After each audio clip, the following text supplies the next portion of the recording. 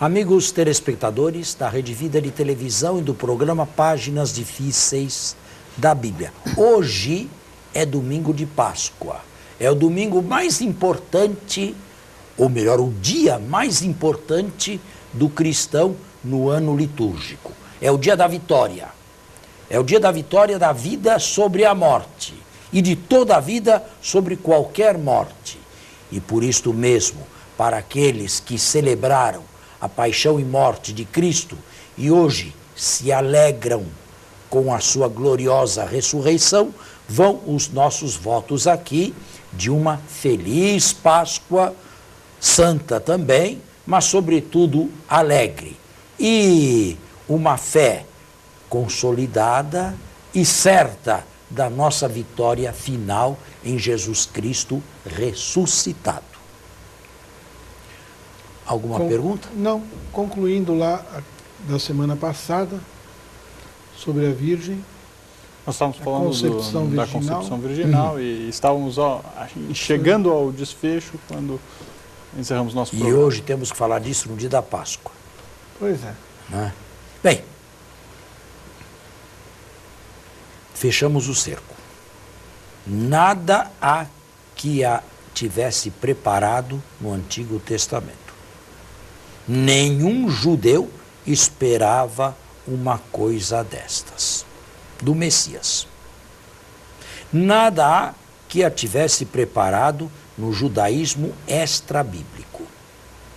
O único texto de Filon é claramente metafórico. Nada há que a tivesse preparado no paganismo, porque lá, a rigor, não houve concepção virginal. Houve relacionamento sexual apenas com divindades. Divindades. Teria sido muito mais fácil para o messianismo que Jesus fosse filho de José. Os que afirmaram a concepção virginal de Maria deveriam estar conscientes das zombarias e do ridículo em que se expunham, a que se expunham, sem necessidade, sem nenhuma necessidade, porque tudo correria bem se fôssemos nós como os protestantes. A isto devo acrescentar que o lado de lá, o lado da oposição judaica ao cristianismo no primeiro século, se com relação ao messianismo de Jesus não disse uma palavra, com relação à concepção virginal, sim. Ridicularizaram. Maria seria uma adúltera. Esta seria a alternativa não cristã. Maria seria uma adúltera que teve relações sexuais ilegítimas com um soldado romano no Egito chamado Pantera, e dessa relação veio Jesus, que por primeiro aprendeu magia negra no Egito. Se os judeus do século XXI não falam mais essas coisas, e acredito que não podem negar que os seus antepassados no século I, no século II, falaram. Não só os judeus, mas muitas pessoas se escandalizaram com isto aqui. E, por incrível que pareça, essa alternativa, ou concepção virginal, ou adultério, esta do adultério foi a única alternativa durante 15 séculos. Foi a única alternativa. Quem não aceitasse concepção virginal afirmaria que Maria era uma adúltera.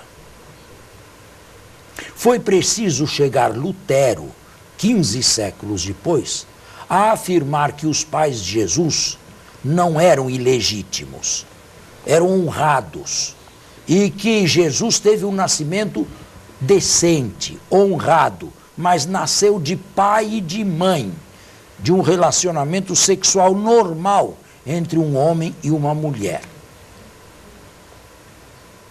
Agora, chegamos ao momento da decisão.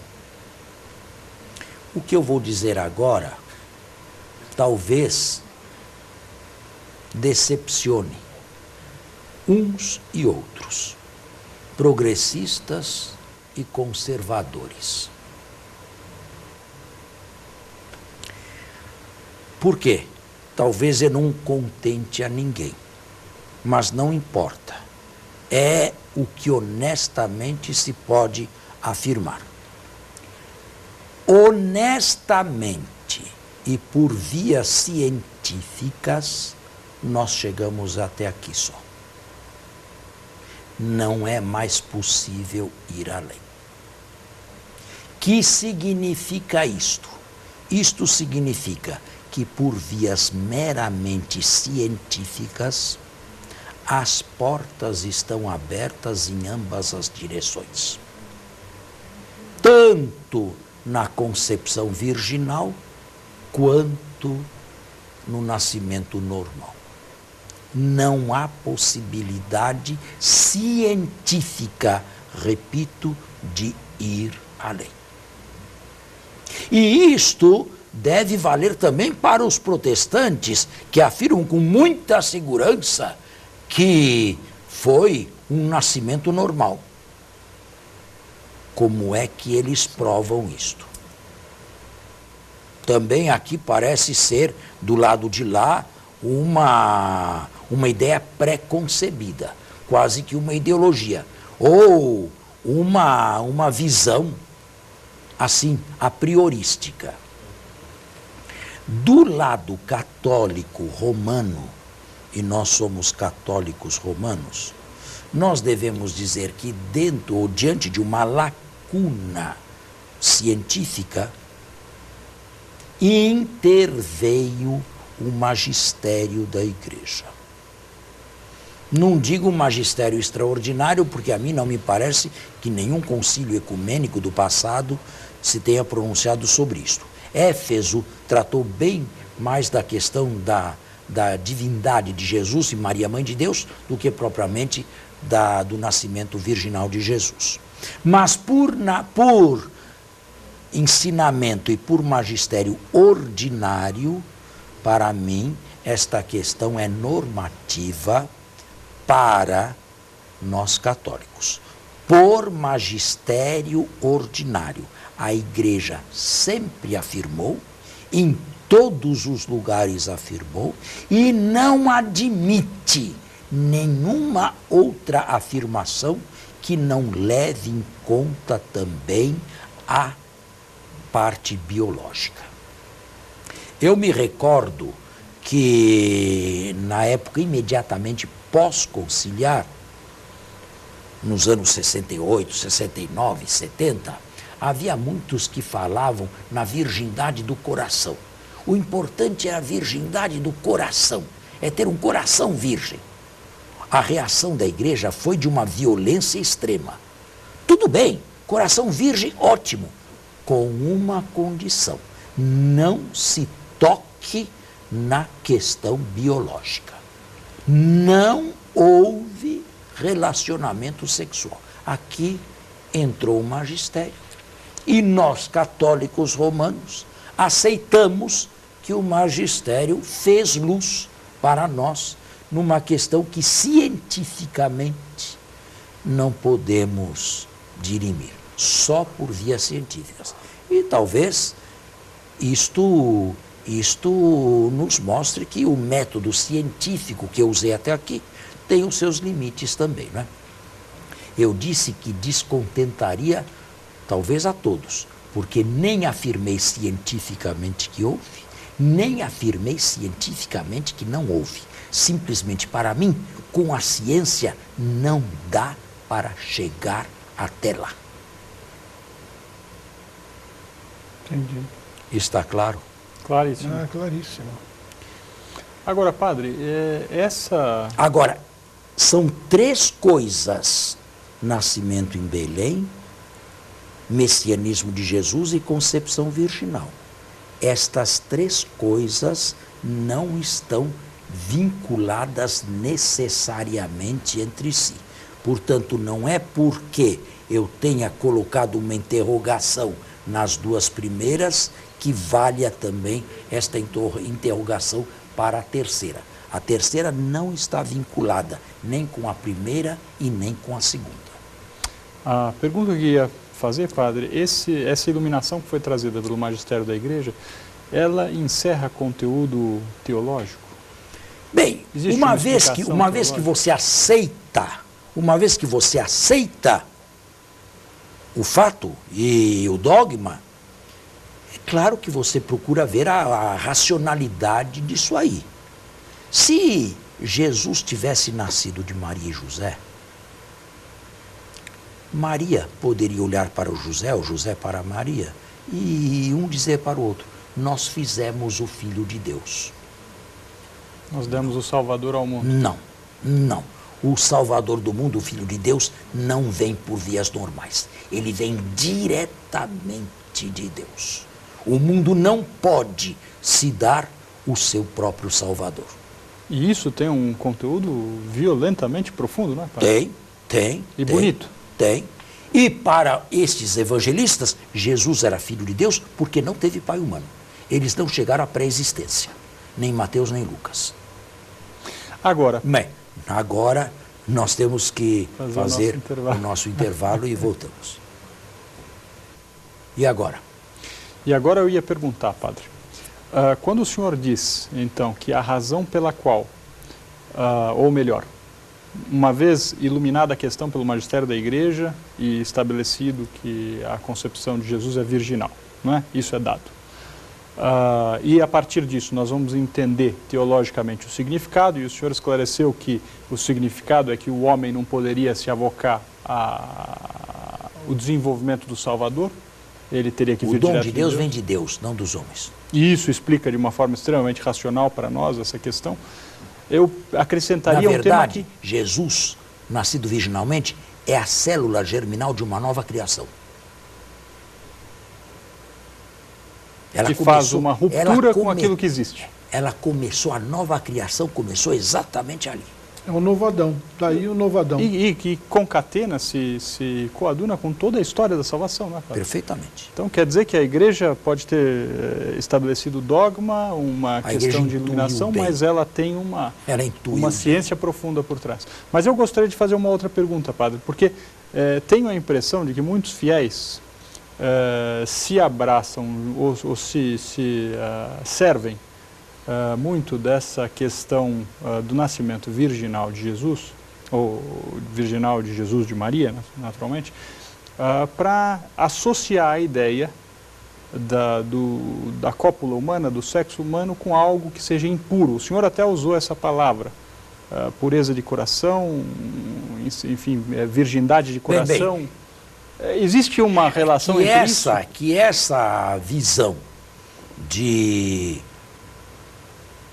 sexual, digamos, de segunda classe, que a Igreja suporta, atura, para aqueles que não são capazes de viver celibato, infelizmente, isto penetrou. Mas não penetrou através do magistério, não. Não há nenhum documento que insista no celibato, por parte de todos, indistintamente. Mas foi penetrando. Sabe, uma espécie de jansenismo que entra pelas arestas. E não se sabe bem como, mas está dentro.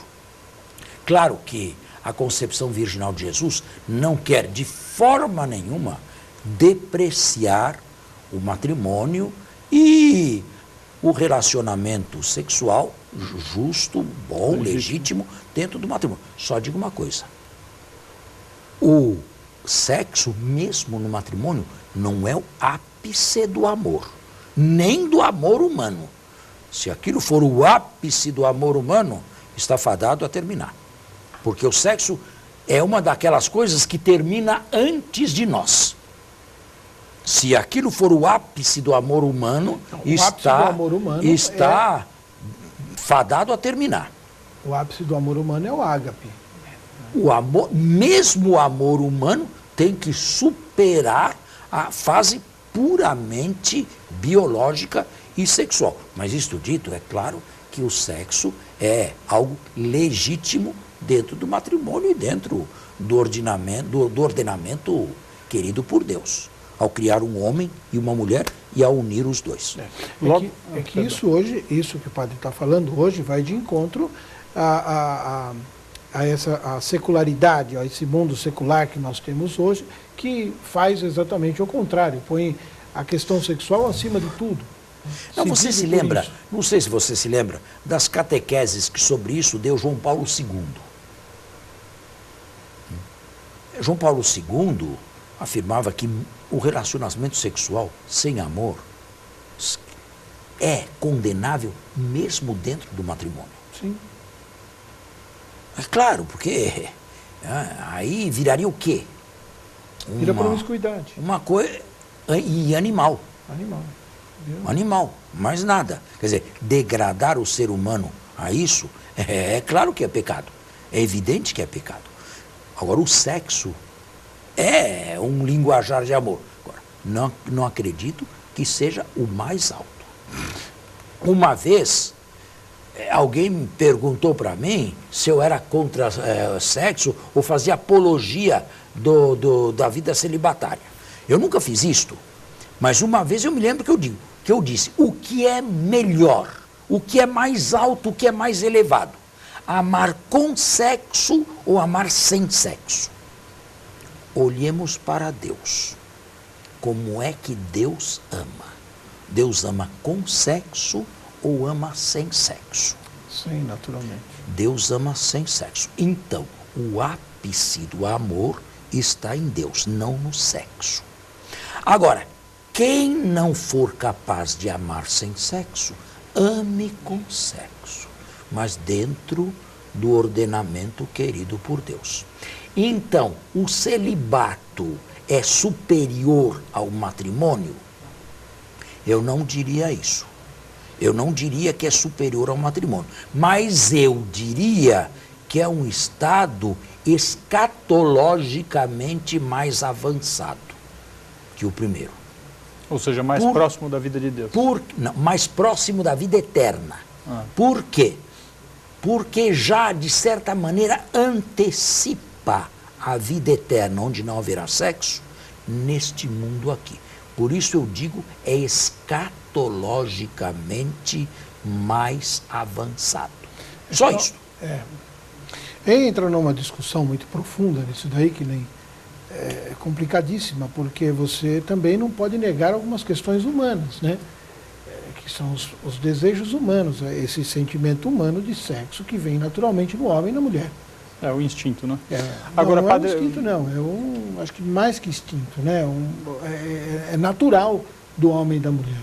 O instinto está mais pro animal ali, irracional. Só que nós não chegamos ao ápice da humanização. Não. Nós estamos a meio caminho da humanização. Olha, ainda temos muito do animal. Eu diria ainda que meio caminho o senhor está sendo bem generoso. Nós temos muito do animal. Se nós levarmos em conta o final do século XX, o começo do século XXI, eu diria que nós, nesse sentido, retrocedemos. Sim. Retrocedemos e séculos. Sim. Eu não diria nem anos. Séculos. Ou evoluímos no egoísmo, né, padre? Mas, padre, a minha intenção não era polemizar a questão do sexo. A minha intenção era só fazer uma pergunta simples. Então, o nascimento, a concepção virginal de Jesus não é posta para colocar em estado de impureza o relacionamento sexual? De maneira nenhuma. Absolutamente não. Agora, repito o que eu falei.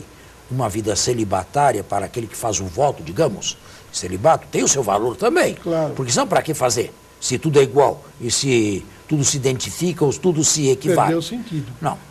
É claro, escatologicamente ele está mais avançado. E ele é um mônito, uma advertência para aqueles que amam com sexo.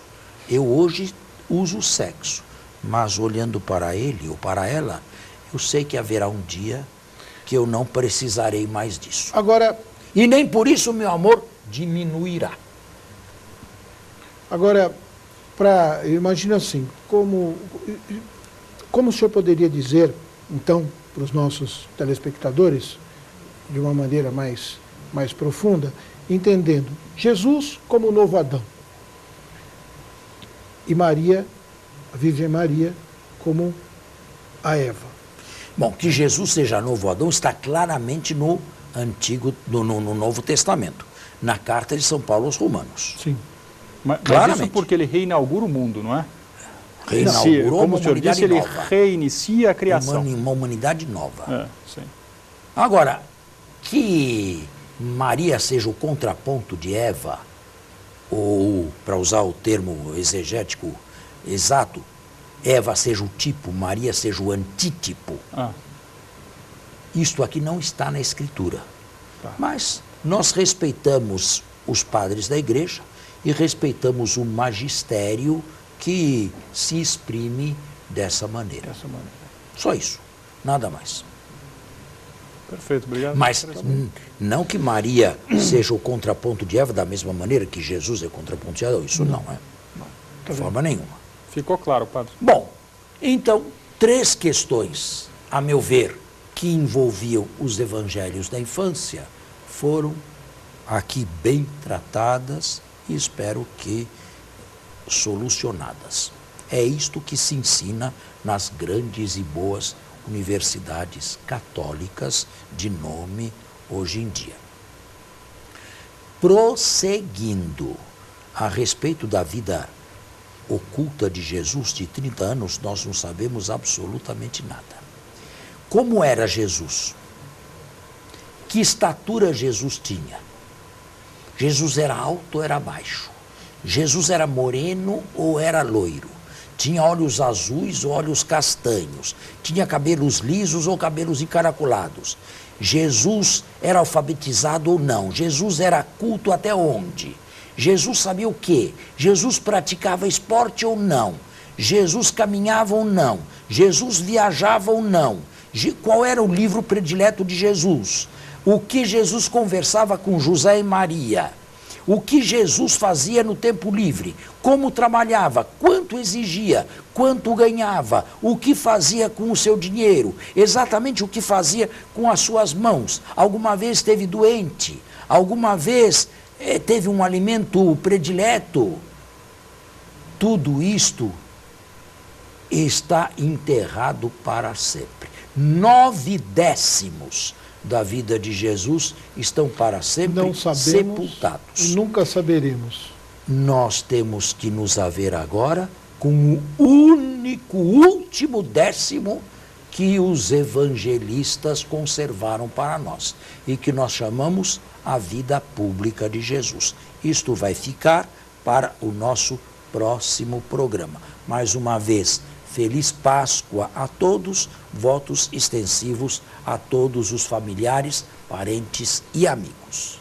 Feliz Páscoa e até o próximo programa. Uma feliz Páscoa para todos e até nosso próximo programa.